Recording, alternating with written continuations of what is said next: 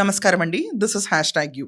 రాజా రాజుకి ఎల్లుండి గడ్డు కాలం మొదలవుతుంది. ఎవరా రాజా రాజు? రాజా మనం బట్టలు కొట్టి ఇక్కడ ఎప్పుడు ఓపెన్ చేద్దాం అని అడిగే దివ్యల రాజు మన అభిమానుల కోసం, మన చెల్లెమ్మల కోసం ఇంతింత డబ్బులు ఇచ్చేద్దాం, తక్కువ డిస్కౌంట్ చేసేద్దాం అని దువ్వాడ. దివ్యల దువ్వాడ ఇద్దరికి 27వ తారీఖున బ్యాండ్ బజావ్ మొదలవుతుందని గట్టి వార్తలు. 27వ తారీఖు పోలీసులు తిరిగి రమ్మన్నారు. కొత్తూరు పోలీస్ స్టేషన్కి మొన్న వెళ్ళినప్పుడు ఎంత చిల్లరగా లేకిగా బిహేవ్ చేశారో ప్రతి ఒక్కళ్ళు చూశారు కదా. దువ్వాడైతే he enjoyed the limelight అండి.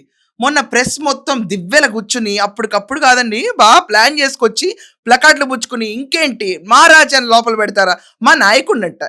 ఏ నాయకుడు, ఏ వర్గానికి నాయకుడు, కళింగుల పైన దాడి, ఇలాంటి స్పెక్యులేషన్స్ అన్ని చాలా తీసుకొచ్చారు. నేను కమెంట్స్లో కూడా చదువుతా ఉన్నాను. మా కళింగులు నిజంగానండి, కళింగులు చాలా గొప్పవాళ్ళు. దాంట్లో వీళ్ళు తీసుకొచ్చి కళింగుల పైన దాడిని చెప్పంటారేంటండి. ఇక్కడ వర్గం, కులం అన్ని తీసుకొచ్చేస్తున్నారు. రాష్ట్ర రాజకీయాల్లో వైసీపీ కులాన్ని ఎలా వాడుతుందో, వైసీపీ వాళ్ళు వీళ్ళు లోన్ చేసుకోకపోయినా వీళ్ళు మాత్రం కళింగుల పైన దాడి ఇలాంటి పోస్టులు బాగానే పెట్టించుకున్నారు. అదేం కాదు, మా కళింగులు పరువు తెస్తున్నారు వీళ్ళందరూ అన్నారు. ఏమండి, ఫ్రాంక్లీ స్పీకింగ్ అవసరం అండి ఈ వయసులో దువ్వాడికి ఇవన్నీ? నిజంగా అడుగుతున్నాను. అసలు ఏం పని చేయని వైసీపీకే క్రమశిక్షణ విభాగం పెట్టి ఈమెను లేపేశారు. మా పార్టీకి సంబంధం లేదు, you are out of our party అని తీసి పడేశారు. అంటే ఆ పార్టీలో క్రమశిక్షణ విభాగం ఉండటం అనేది కొంచెం నాకు ఇట్ ఈస్ లైక్ ఏంటి నిజమా, ఇలాంటివి కూడా జరుగుతాయా అన్న ఒక మూమెంట్. సో అలాంటి క్రమశిక్షణ విభాగమే లేపేసిన క్యాండిడేట్స్ సభ్య సమాజంలో వీళ్ళని ఎలా చూస్తారండి? ఏం వద్దు, మనకు అవేం వద్దు. నెగిటివ్ ట్రోలింగ్ కావాలి, లైమ్ లైట్లో ఉండాలి, ఎలాగన్నా మేము అర్జెంటుగా గుర్తుపెట్టుకోవాలి మా పేర్లు. ఇవి వాళ్ళ ఎజెండా. ఎనీవేస్ వాళ్ళ ఎజెండాస్ ఎప్పుడు ఇలా నడుస్తూ ఉంటే కరిగిపోతూనే ఉంటుంది కర్పూర దీపం లాగా. అది వేరే విషయం. ఏంటి ఇక్కడ ఒకసారి బాగుంటుంది పాట. సో బిగ్ బాస్తో వెళ్ళి ఫేమ్ వచ్చేసింది. దాని తర్వాత రోడ్ల మీద చిల్లర రాజకీయాలు చేయడానికి దివ్యల మాధురి ముందుకు వచ్చేసింది. కొత్తూరు పోలీస్ స్టేషన్ దగ్గర మొన్న రెచ్చిపోయాడు. ఆచాం నాయుడు అని చెప్పి మన దువ్వాడ రెచ్చిపోయి మాట్లాడాడు. ఏమండి, మొత్తం సీన్లో నాకు అర్థమైంది ఏంటంటే ఆవిడ పైన కేసు పెట్టారు. బయట పబ్లిక్ న్యూసెన్స్ చేస్తుందని, గట్టిగా చిల్లర రాజకీయాలు చేస్తుందని కేసు పెట్టారు. దాని తర్వాత లోపల ఉన్న దువ్వాడికి 41 నోటీస్ ఇచ్చారు కదా. మళ్ళీ ఏంటంటే కుదరదు బాబు, నువ్వు మళ్ళీ రా అన్నారు. ఎందుకంటే అది ఏఐ జనరేటెడ్ వీడియో అని చెప్పాడు దువ్వాడ. ఏఐ జనరేటెడ్ వీడియో ఏంటండి బాబు, ఇతను ఒక మెట్టు ముందుకెళ్ళిపోయాడు.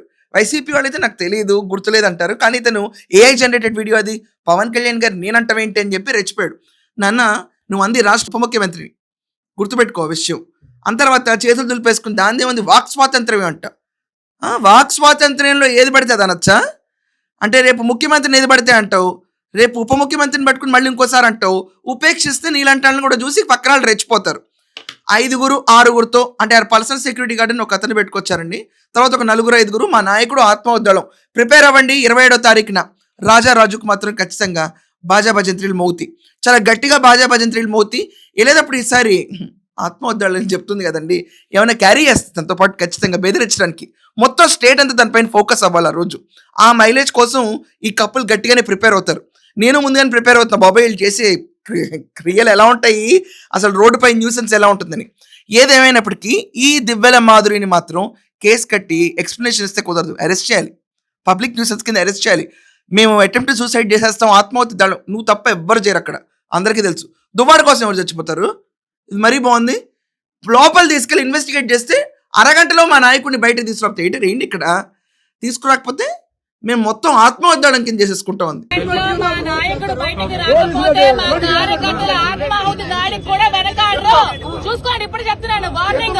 ఎవరక్కడ, నువ్వు తప్పేవరు, నువ్వు కూడా పోసుకోవాలి, నాకు తెలుసు.